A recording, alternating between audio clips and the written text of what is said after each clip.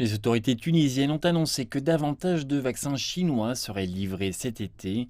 Le vaccin Sinovac sera administré dans les centres de vaccination publics. Il sera ensuite disponible dans les pharmacies privées à travers la Tunisie. Nous avons commandé un total de 12 millions de doses via différentes sources, comme l'achat direct, l'installation COVAX, le système d'approvisionnement africain et les dons. Nous n'avons reçu que 2 311 422 doses, dont 50 000 doses de Sinovac que nous avons achetées et qui ont été livrées à temps pour aider au déploiement de la vaccination. Le directeur général de la santé militaire tunisienne a expliqué que le vaccin Sinovac anti-Covid-19 avait prouvé son efficacité et sa sécurité. En fait, la Chine a déjà administré plus d'1 milliard de doses dans sa campagne de vaccination contre la Covid-19. Cette échelle et cette vitesse ne sont égalées par aucun autre pays dans le monde.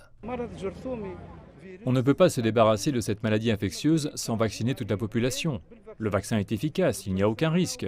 Le premier objectif de la Chine était de vacciner 8 millions de personnes par jour, mais plus de 10 millions de doses sont administrées par jour. 1,4 milliard de personnes seront toutes vaccinées. C'est un bon exemple. Nous ne sommes que 10 millions de Tunisiens.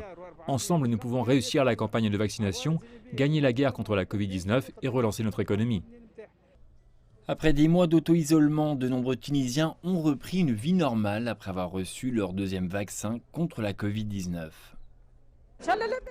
Je suis très confiante après avoir reçu le vaccin. J'attends depuis des mois ce jour spécial. Maintenant, je peux reprendre une vie normale, rendre visite à mes parents et amis. Ma sœur a reçu ce même vaccin sans aucun effet secondaire.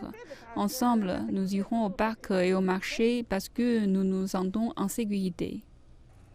Le ministre tunisien de la Santé a annoncé que la liste des groupes prioritaires pour le vaccin anti-Covid-19 serait élargie pour inclure les personnes atteintes de maladies cancéreuses en phase de traitement de chimiothérapie et les candidats à la transplantation d'organes ainsi que les patients en dialyse.